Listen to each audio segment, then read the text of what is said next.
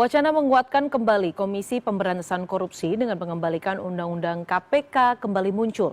Baik itu dari ex-petinggi KPK hingga Presiden yang memimpin kala revisi itu terjadi, yakni Joko Widodo. Revisi UU KPK di 2019 menuai kritik dan kekecewaan publik karena KPK jadi fokus ke pencegahan dan ada beberapa poin yang dinilai melemahkan. Tapi apakah revisi seperti yang mana atau versi yang seperti apa yang harus kita kawal dan kita nantikan demi kembali menguatkan KPK. Kita akan bahas dengan mantan Ketua Wadah Pegawai dan Penyidik KPK, Yudi Purnomo. Selamat malam, Mas Yudi. Selamat malam, Mbak Diana. Mas Yudi, sebelum kita bicara soal konteks ataupun esensi yang penting untuk bisa sama-sama mendorong penguatan kembali, saya meminta Anda tanggapi, Anda tergelitik tidak ketika pernyataan untuk mengembalikan Undang-Undang KPK itu muncul dari Presiden ke-7 Joko Widodo yang kita tahu betul pada saat itu memimpin ketika revisi UU KPK dilakukan? Ya, memang kita harus bicara mengenai fakta ya, bahwa ini kan awalnya dari Pak Abraham Samad ya, yang meminta kepada Presiden Prabowo, salah satunya ketika bertemu itu adalah meminta KPK kembali yang lama, atau bahasa saya adalah reset factory gitu ya. Kalau misalnya handphone ya, kembali ke asal gitu. Itu yang pertama. Kemudian kedua kan ditanyakan kepada Pak Jokowi karena beliau ada presiden pada saat itu. Ada hal yang menurut saya harus yang belum clear yang dari statementnya Pak Jokowi, bahwa walaupun itu adalah inisiatif dari DPR, tetapi kan inisiatif itu tidak akan bisa ya menjadi suatu undang-undang ketika tidak ada surat persetujuan dari Presiden. Dan kita tahu Mbak Diana juga waktu itu masih sering ngepost di KPK ya, bahwa sudah berapa tahun gitu ya, semenjak dari Presiden SBY tidak pernah ada surpres. Kalau masalah inisiatif dari DPR emang dari dulu gitu, tapi kan tidak pernah bisa dibahas ketika Presiden tidak mengeluarkan supres. Dan Presiden Jokowi kan kemudian mengeluarkan supres, akhirnya menunjuk Menkumham waktu itu ya untuk membahasnya. Nah kemudian akhirnya jadilah masalah, kemudian Pak Jokowi tidak menandatangani, itu kan sebenarnya hanyalah formil saja, bahwa kalaupun tidak ditandatangani Presiden ya tetap sah.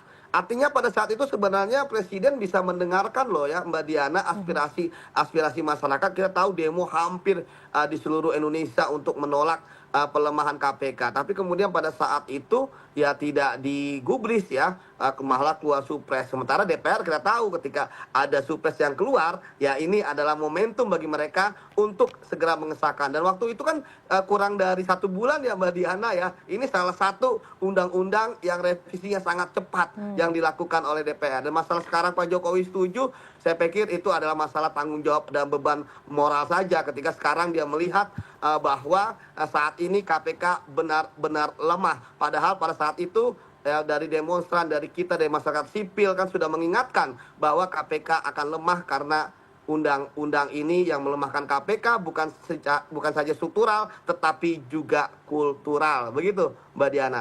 Kita juga pada saat itu sangat menantikan adanya Perpu ya, Mas Yudi ya, menantikan apakah sekiranya langkah eksekutif atau langkah Presiden ini punya political will yang sama dengan masyarakat sipil pada saat itu.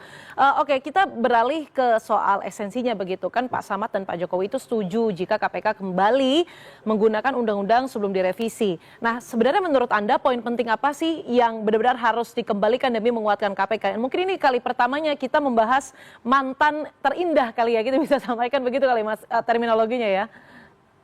Betul Mbak Diana, kita tahu bahwa pada masa itu KPK berhasil menangkap para petinggi-petinggi negara ini, entah itu setingkat menteri, entah itu setingkat kepala lembaga negara ya, ataupun juga mereka yang menjadi orang-orang yang tanda kutip dianggap kuat di negara kita, begitu ya Mbak Diana. Tapi kemudian akibat pelemahan KPK yang terjadi adalah KPK yang ditangkapi hanyalah yang kelas bawah saja gitu kan, bukan kakap lagi. Hal ini terjadi karena ada 3 hal Mbak yang dilemahkan dalam undang-undang KPK itu.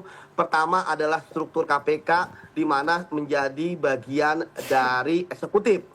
Ya, independensinya kemudian hilang. Kemudian yang kedua, kewenangannya banyak yang kemudian dikurangi ataupun dihapus. Kita tahu Mbak Diana bahwa salah satu yang membuat KPK kuat adalah mereka mempunyai kewenangan untuk ya menangani kasus korupsi yang menjadi perhatian dari masyarakat.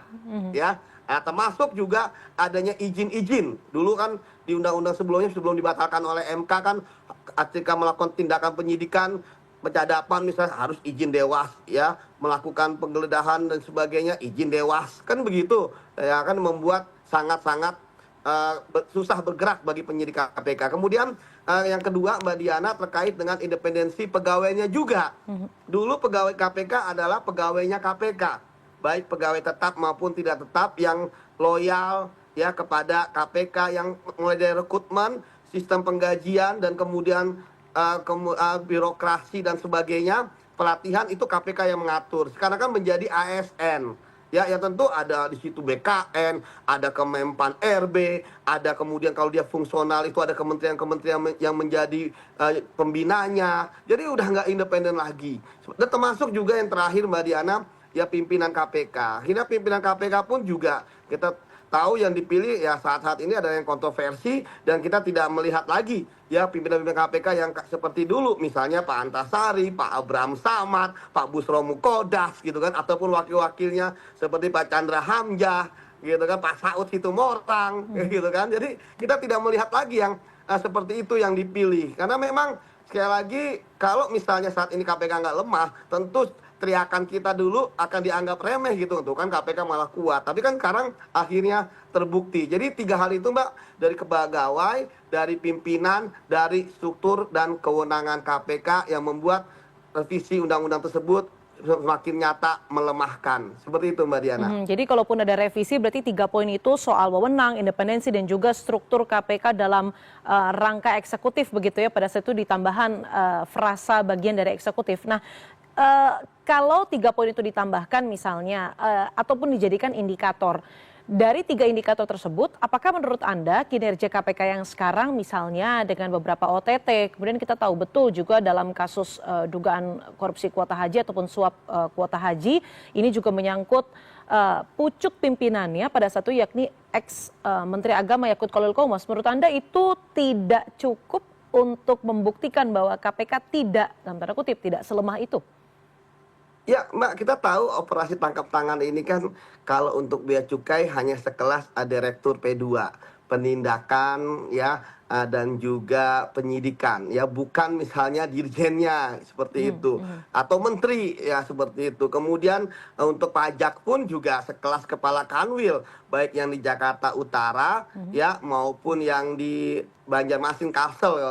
Kemudian artinya bukan orang-orang yang nomor 1 yang kemudian harusnya itu tangan oleh KPK, karena kan ketika KPK berdiri Mbak Diana kan sudah sangat jelas sekali ya bahwa KPK berdiri ya untuk menangani kasus-kasus korupsi yang besar. Makanya kenapa KPK hanya bisa menangani penyelenggara negara yang kita tahu dan pernah dilakukan oleh KPK ya pada saat masa lampau, yaitu tadi saya katakan setingkat menteri, setingkat kepala lembaga. Kalau misalnya yang lain-lain di bawah itu Mbak, kita kan korupsi di Indonesia seperti berburu di kebun binatang Mbak. Pasti dapat, itu yang pertama. Yang kedua, kasus haji aja sampai saat ini ya KPK walaupun sudah tetapin tersangka, setelah dulu penyelidikan ke penyidikan tidak ada nama tersangka, sekarang pun belum ditahan. Bahkan hasil dari audit BPK pun belum jadi. Dari kemarin bilangnya finalisasi. Jadi seperti itu Mbak. Jadi bagi saya ini nggak cukup. Ya sekarang ini ya tentu ketika KPK bekerja bagi saya hanya sekedar apakah ada koruptor yang ditangkap? Ada. Apakah ada barang bukti yang disita? Ada. Apakah ada uang yang dirampas oleh negara? Ada. Tapi hanya sekedar ada. Ya, bukan kemudian ya meningkatkan upaya yang sistematis dalam penindakan kasus korupsi untuk kemudian ya membuat efek jerak dan mencegah terjadinya tindak pidana korupsi lagi. Seperti itu Mbak Diana.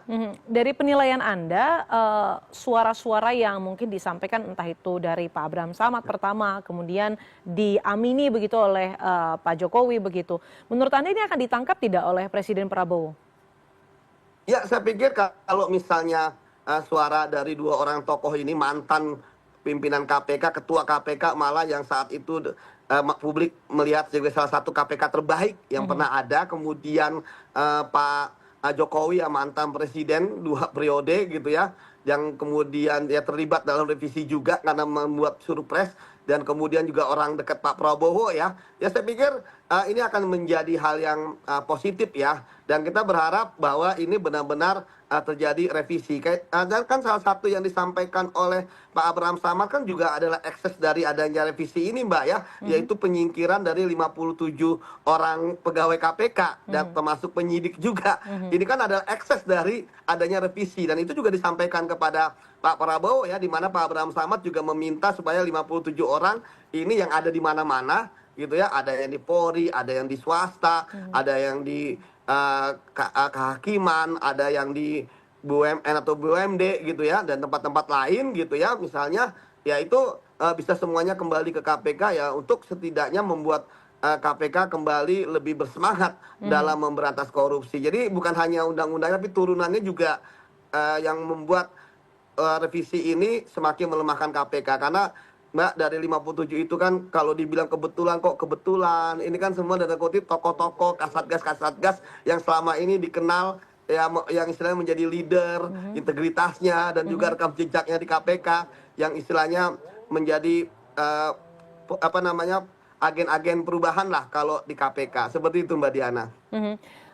Kalau saya boleh meminta Anda menilai dari 1 sampai 10 seberapa nilai Anda atau apresiasi Anda terhadap antara Prabowo Subianto dan juga KPK. Karena kalau kita lihat, Presiden Prabowo Subianto ini tidak cawe-cawe dalam hal apapun di KPK, tidak menjadikan KPK sebagai alat kekuasaan. Mungkin itu yang dinilai publik sebagai hal yang positif. Tapi di sisi lain ada beberapa kasus yang dalam tanda kutip dipatahkan oleh Presiden dengan amnesti, abolisi dan sebagai bentuknya begitu ya. Dari 1 sampai 10 berapa Mas nilai Anda untuk Presiden Prabowo Subianto khususnya kepada penegakan hukum dan proses hukum di KPK? Ya, kalau untuk KPK 7,5 Mbak. Oke, ya. masih cukup bagus itu ya Mas Yudi ya?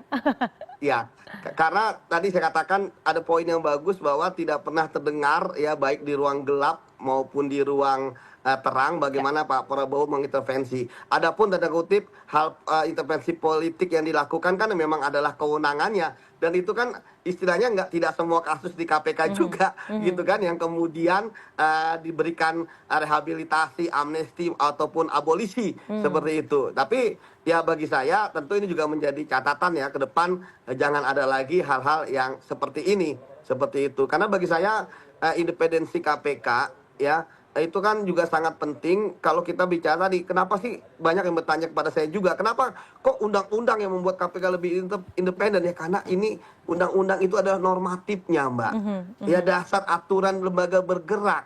Kita bicara aturannya dulu, baru orangnya.